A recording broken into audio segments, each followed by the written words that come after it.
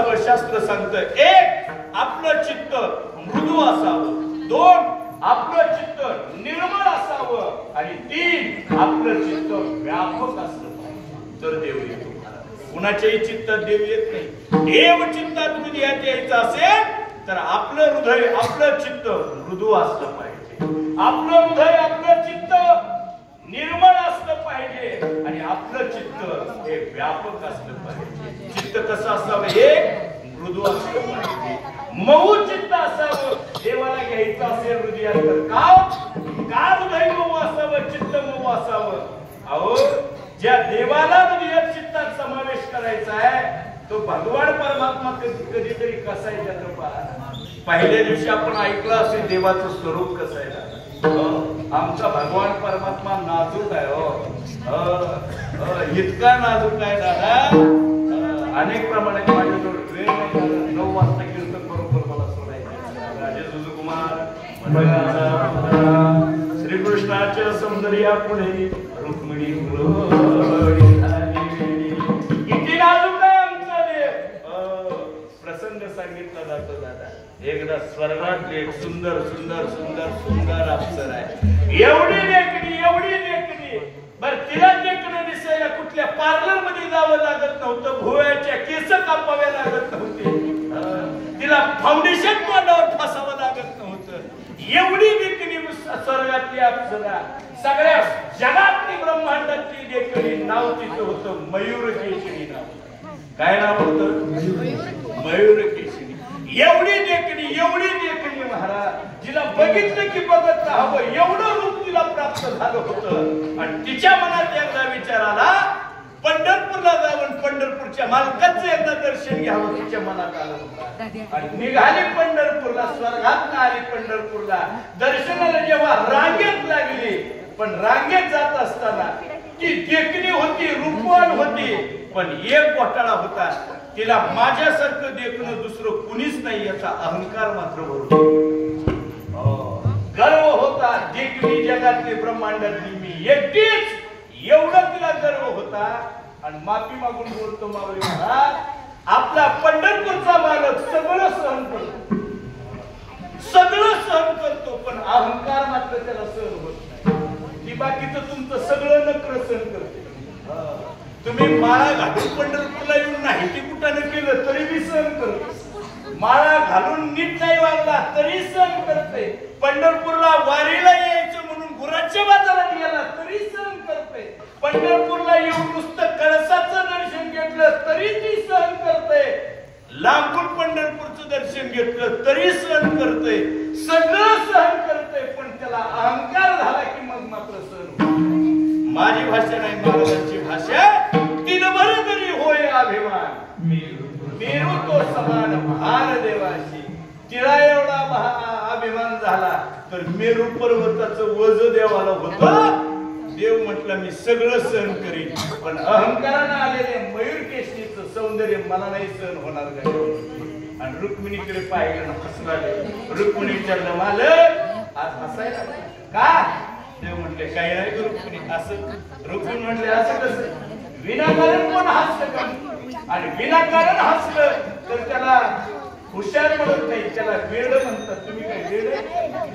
तुम्ही तर बुद्धीचे वैभव आहे आणि विनाकारण हसणार कसं शक्य? देवानं सांगितलं रुक्मिणी ती रांगेत उभारलेली बघितली का? VIP दर्शन आली, ऑनलाईन पास काढून आलेली. उत्तर द्वारातनं वशिला लावून आत शिरलेली बघितली का? म्हणते तिला देखणी बाई आहे बघते. रुक्मिणी म्हणते हे काय सामान्य बाई आहे काय? मला स्वर्गातली मयूरकेशी नावाची अप्सरा आहे. देवाने सांगितलं आहे स्वर्गातली अप्सरा आहे देखणी पण तिच्या अंतःकरणामध्ये गर्व आहे. माझ्यासारखं देखणं कोणीच नाही. आणि रुक्मिणी मी सगळं सहन करतो पण अहंकाराने आलेलं माझ्या जवळ सहन होत नाही म्हटले. मग बघ आता हिच्याला दाखवतो देखणं कोण आहे, नाजूक कोण असते म्हटले. रुक्मिणी बघायला गेली. बघता बघता नंबर मयूरकेशनीचा आला देवाच्या पायाजवळ. आणि पाया पडता पडता दर्शन घेता घेता सहज त्या अप्सरेचं बोट देवाच्या डाव्या पायावर लागलं.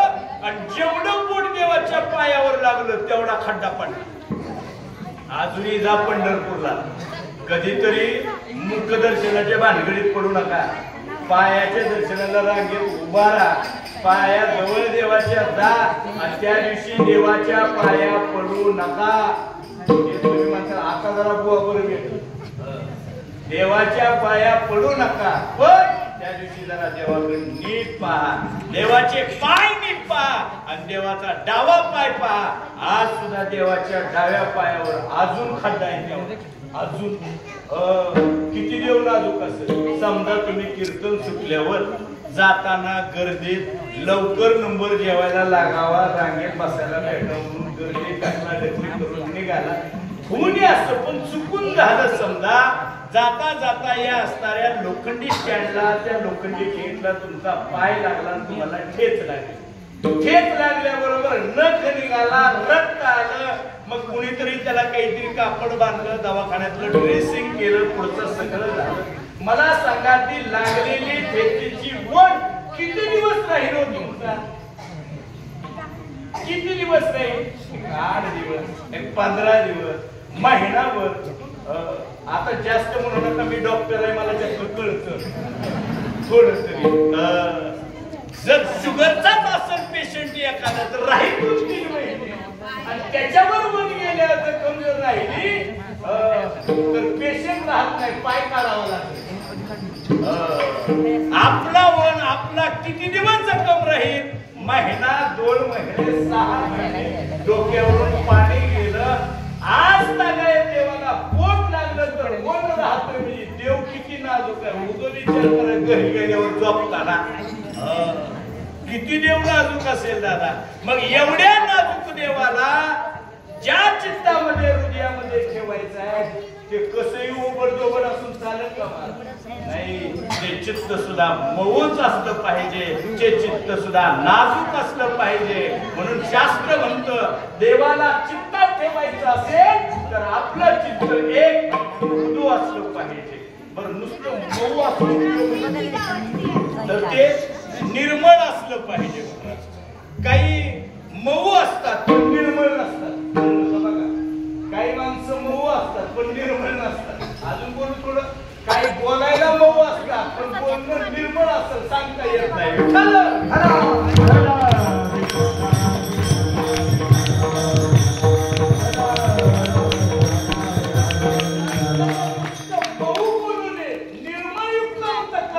बोललं पाहिजे. म्हणून तर माऊलीची भाषा आहे साच आणि मवाळ, इथले परी रसाळ, अशी भाषा असावी.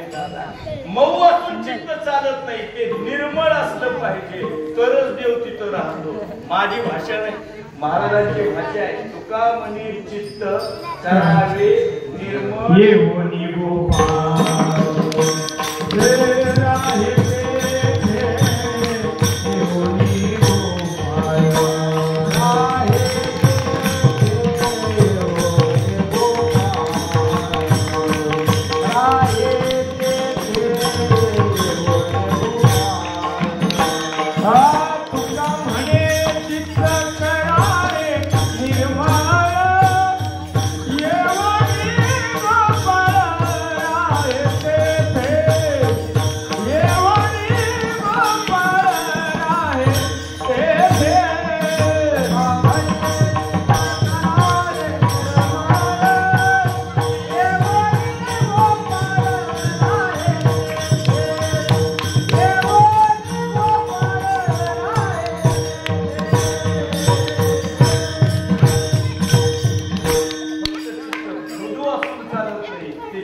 निर्मळ असलं पाहिजे. महाराजांची भाषा आहे देव येतो पण कुठं?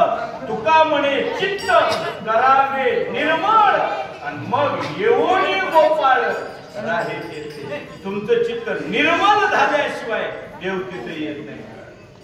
महाराजांच्या आमच्या जीवनात काही गोड प्रसंग